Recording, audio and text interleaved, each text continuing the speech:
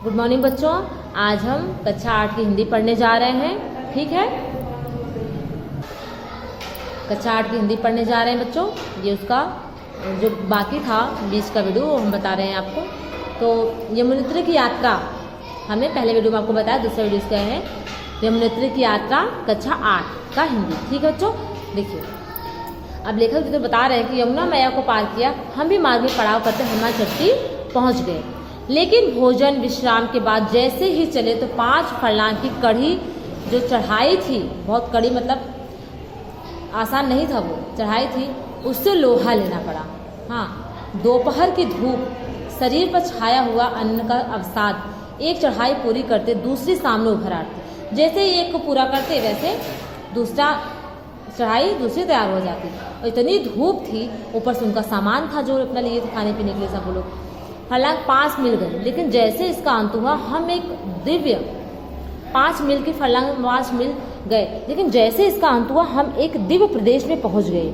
हाँ, अब देखिए यहाँ पे इसका अंत हो गया। अब एक बता रहे हैं कि हम कहाँ पहुंचे। मीलों तक देवदारू के मनोरम वृक्ष स्वागत में ग्रीवा उठाए खड़े थे। नीचे चारों ओर हरितिमा बिखरी थी। आकाश भी सुरमई घटनाओं से भर गया था। एक ओर देवदारू के कुंज, दूसरी ओर बनवासी श्वेत गुलाब की सुगंध, नाना औषधियों का द्रुमदल, आंख भर भर उठी तपोवन। कैसा होता होगा। पक्षी चहक रहे थे। नीचे से यमुना के संगीत मुखर हो रहा था। क्या ही अच्छा हो, घर घर में हेलीकॉप्टर हो और हम लोग पिकनिक ये सोच रहे हैं, घर घर में हेलीकॉप्टर हो, हम लोग पिकनिक के लिए वहां जा सके। हाँ, कैसा है यह देवदारू का शांत भव्य, ऊपर को उठता और संकीर्ण होता गया। नुकीली अंगुलियों वाला गर्वंत वृक्ष मानो देव मंदिर हो। सहसा वर्षा होने लगी। अब क्या था, अब बारिश हो गई। पहाड़ी प्रदेश की वर्षा जिसके आरंभ और अंत का कुछ भी पता नहीं, कब शुरू होगा कब खत्म होगा। हाँ, यात्री रास्ते की दुकानों में आ बैठे। जो यात्री थे, जो रास्ते में दुकानें पड़ती थी, वहाँ पे सब बैठे। कुत्ते मुंह से मुंह सटाकर लेट गए। गायें भी साया खोजने लगी कि मैं कहाँ जाए बैठे। परंतु गढ़वाल की नारी पुश्तैनी चित्रों में लिपटी सदा की तरह काम में व्यस्त थी। हाँ, बच्चे हाथ फैलाए भीख मांग रहे थे। ओ सेठ पैसा दे दो। लड़कियां बिंदी मांगती, जो लड़कियां थी बिंदी मांगती, सुई धागा मांगती। फिर क्यों मांगती हैं ये लोग। मांगना आदमी को दीन बनाता है, हमें दीन नहीं बनना। क्या भीख मांगना क्या होता है, दीन बनाता है, इसलिए हमें मांगना नहीं चाहिए। इस प्रकार पड़ाव करते आकाश पातालगामी मार्ग पर चढ़ते उतरते, नाना प्रकार के द्रुम दलों लता वृक्षों का निरीक्षण करते, बीच बीच में चाय की दुकानों पर कहे लगाते, बहस करते लौट रहे यात्रियों से यमुना मैया का जय घोष बुलवाते हम यमुना मई चट्टी के डाक बंगले पर जा रुके। यहाँ से यमुनोत्री केवल 4 मील रह गई, लेकिन सुनते आ रहे थे कि इस मार्ग पर बड़े बड़े साहसियों के फेफड़े भी जवाब दे जाते हैं। हमारे दल के संचालक ने सलाह करके आदेश निकाला। जो संचालक थे इनके दल के, जिनका ग्रुप था, उन्होंने आदेश दिया कि हम कल बहुत सवेरे चल देंगे। हाँ, आदेश निकाला कि कल बहुत सवेरे चल देना। सो 3 बजे उठे। तारों की छांव में रीछ से डरते डरते सब काम निपटाए। चाय तैयार की और पी, फिर चाय तैयार की पी और 5:30 बजे तक यमुना मैया के जन्मभूमि की ओर सब चल पड़े। तब प्रातः काल की संजीवनी वायु का परस पाकर मन प्राण में ऐसी अपूर्व शक्ति भर उठा कि सारा जो डर था वो कहीं तिरोहित हो गया। कटा फटा होकर भी शर्म मार्ग 1 मील तक सीधा, उसके बाद 2.5 मील की प्राण लेवा चढ़ाई। हमारे मनों पर भी उसका आतंक छाया हुआ था, लेकिन बहुत शीघ्र ही वह उल्लास में परिवर्तित हो गया। सब खुश हो गए। हाँ, परिवर्तित हो गया। प्रकृति नदी ने उस प्रदेश को मानो वन कन्या की भांति संवारा हो। बहुत सुंदर दृश्य था, मनोहर दृश्य था उस समय। उस रूप को पीते हुए मन हम ठंड में भी बड़ी सरलता से ऊपर भयंकर चढ़ाई को पार कर गए। लौटने वाले यात्रियों का तांता लगा हुआ था। जो यात्री वहां से लौट रहे थे, उनकी लाइन लगी हुई थी। बहुत से यात्री थे जो चढ़ाई करके वापस लौट रहे थे। वे लोग इतने गदगद स्वर में बोले, हे नाथ, हे प्रभु, आपकी कृपा से आनंद ही आनंद है। एक पूर्व परिचित बंगाली युवक ऐसे ललकार कर भेंटा मानो एवरेस्ट विजय करके लौट रहा हो। कुछ व्यक्ति त्रस्त भी थे, कुछ बहुत थके हुए भी थे, कुछ खुश थे। एक वृद्ध कांपते कांपते पुकार रहे थे, जय जय यमुना मैया, पार कर दे मैया।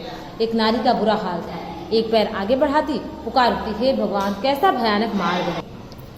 एक साथी कुछ पीछे रह गए थे।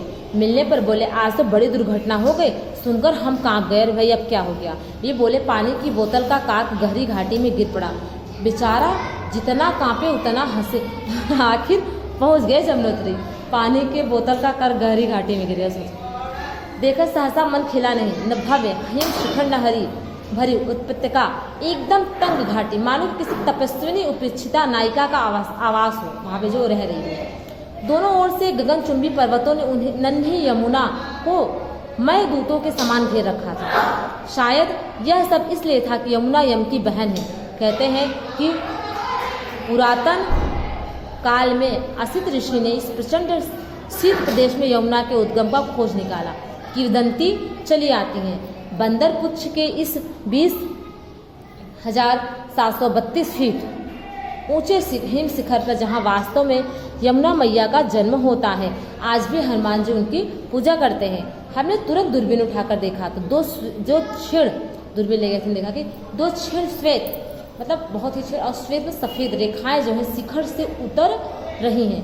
पहाड़ों से वो जो हैं वो वहाँ से गिर रही उतर रही हैं। हाँ, उतर नीचे आते आते वे एक हो गई हैं। वहाँ से तो दोनों साथ में निकलते हैं, लेकिन नीचे आके वो एक हो जाती हैं।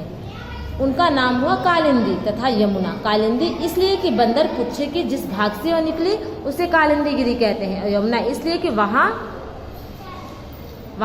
जामुन का वृक्ष बताया जाता है, इसलिए उन्हें यमुना कहा गया। ठीक है बच्चों, इस अगम्य तीर्थ की ऊंचाई केवल 90,900 फीट है, लेकिन शीत के कारण यह अधिकांशतः यहाँ पे ठंडक बहुत ज़्यादा थी तो यात्री रुकते नहीं। स्थान भी नहीं है 4 मील ऊपर। वास्तविक उद्गम तक तो स्वामी रामतीर्थ जैसे औलिया ही जा सकते हैं। सही बात। वास्तव में यहाँ का आकर्षण है 3 तप्त कुंड हैं, उनमें सहसा पैर देना कठिन है। हाँ, धीरे धीरे शरीर पर तापमान को सहता है। हम लोगों ने खूब जी भर का स्नान किया। एक कुंड का तापमान तो 165 डिग्री के लगभग था। उसमें आलू चावल तक उबल जाते, इतना गर्म था। उन्हीं चावलों को धर्मभीरू यात्री प्रसाद के रूप में घर ले जाते हैं। और भी कुंड हैं। धाराएं यात्राओं को आकर्षित करने के लिए पंडों ने उन्हें नाम द्रौपदी, वसुंधरा, हाँ सहस्त्रधारा आदि रख लिया। परंतु गंगा की भांति यमुना की क्या कथा? हाँ, गंगा की भांति यमुना की क्या कथा है यह कोई नहीं जानता। व्यवस्था स्वच्छता का यहाँ नितांत है, अभाव है, कुछ भी नहीं। यहाँ एक छोटा सा आकर्षणहीन मंदिर भी है जिसमें श्यामवर्ण यमुना और गौरकुंड गंगा की मूर्तियाँ हैं। दोपहर के बाद यह कोहरा सा छा जाता है। हमें रुकना नहीं था, तो उसमें आक्रमण से पूर्व ही हमने देखो बच्चों, फिर दोपहर बाद यहाँ कोहरा सा छा जाता है। हमें रुकना नहीं था, सो उसके आक्रमण से पूर्व ही हमने इनको रुकना भी नहीं था, तो हमने स्नान किया, नहाए धोए, पूजा पाठ किए और भोजन सबसे छुट्टी पा ली। सारा काम इन्होंने कंप्लीट किया। इसके बाद लौटने से पूर्व एक बार फिर सुमेरु के हिम शिखर की ओर देखा। सुमेरु के जो हिम शिखर, बर्फों का जो पहाड़ था, शिखर, उसको नहीं देखा। भाप से ढके तप्त कुंडों को देखा। वेगवती गहन गंभीर यमुना के शैशव रूप को, जो बालोचित चपलता से पाषाण खंडों के संग आंख मिचौली खेलती हुई निरंतर आगे बढ़ रही हैं। यहाँ के जो निवासी हैं बड़े सरल विश्वसनीय हैं। जो यहाँ पे रहते हैं, जो लोग यहाँ के निवासी हैं, वो बहुत ही सरल विश्वसनीय व्यक्ति हैं। परंतु प्रथम भेंट में वे बड़े कटुभाषी जान पड़े। जब पहली बार इनसे मिले तो ऐसा लगा कि बड़े ही कटुभाषी हैं, लेकिन जैसे जैसे इनके साथ हम लोग टाइम बिताए लोगों तो बड़े ही अच्छे लगने लगे लोग। हाँ, हमारे दल में जो महिलाएं थी उनमें 2 बहनों को कंडियों की जरूरत पड़ी। अंतिम चढ़ावा, कंडियाँ जानते हो किसे बोलते हैं? कंडियाँ मतलब वो पीठ पर ऐसे उनको बैठा करके लेके जाना था, क्योंकि वो लोग बहुत ही चल नहीं पा रहे थे वो। तो उनमें 2 बहनों को कंडी की जरूरत पड़ी। अंतिम चढ़ावा उनके लिए संभव न था, सो कंडी वालों को बुलाया गया। उनसे भाव पूछा तो एक बाई तो जवान है पर दूसरी तेज है। हम लोगों को बुरा हाल, क्रोध भी आया, गुस्सा भी आया, हंसी भी फूटे। उनकी भाषा में जवान का अर्थ है उचित बोझ। जवान मतलब जानते हो क्या बोलते हैं? उचित। इनका मोटी ताजी है, इनका बोझ ज़्यादा है, इसलिए इनके पैसे ज़्यादा लगेंगे, कि कहने का मतलब था। और तेज का अर्थ है भारी। लेकिन नाटक का अंत तो अभी शेष था। वे बोले, अच्छा साहब चक्कर तो देख, तब ठीक ठाक भाव बताएंगे। चक्कर तो देख, ये सुनना था कि हमारे साथी क्रोध से तिलमिला उठा। क्या बकते हो? चखना क्या मतलब होता है? उसने शांति भाव से कहा, साहब कहा ना कि बाई तेज है, बिना चखे कैसे पता चलेगा, बस यही मेरी कंडी में बैठ जाए। मतलब आया कि वो अच्छी समझ में आया कि चखने का अर्थ उठाकर देख लेना, फिर तो खूब हंसे हम, यात्रा भर हंसते ही रहे। हाँ, पंजाबी शब्द चुकना से इस गढ़वाली शब्द चखना का निश्चय ही कोई संबंध होगा। अंत में जिस मार्ग से गए थे उसी मार्ग से लौट आए। चलिए बच्चों, तो जमुनोत्री की यात्रा बहुत अच्छी है, कभी टाइम मिले तो आप लोग भी वहाँ पे घूमने के लिए जरूर जाइएगा। ठीक है बच्चों, तो आज हमारा लेसन यहाँ पे समाप्त होता है। धन्यवाद। अगर आपको इसमें कुछ शब्द जो है नहीं समझ में आया है तो यहाँ पे मैं बता देती हूँ। वृत्ति मतलब होती है मानसिक दशा, ठीक है। विकृत मतलब होता है बिगड़ा हुआ, जिसमें आकार विकार आ गया है। बीहड़ मतलब भयानक, और कालिंदी मतलब होती है यमुना।